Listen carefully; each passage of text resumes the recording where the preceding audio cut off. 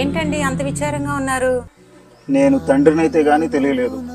నేను చిన్నప్పుడు తిట్టుకున్న నాన్న ఎంత గొప్పవాడోనని. స్కూల్లో ఫ్యాన్ కింద కూర్చొని చదువుకోవడం కోసం ఎండలో నిలబడి కష్టపడి పనిచేసిన నాన్న విలువేంటో ఇప్పుడు తెలుస్తుంది.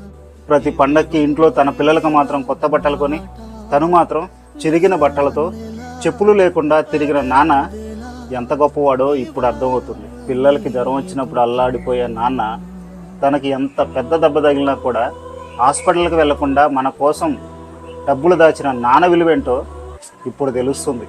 తన జీవితాన్ని ఖర్చు పెట్టి మన జీవితాన్ని నిర్మించే పిచ్చోడు నాన్న.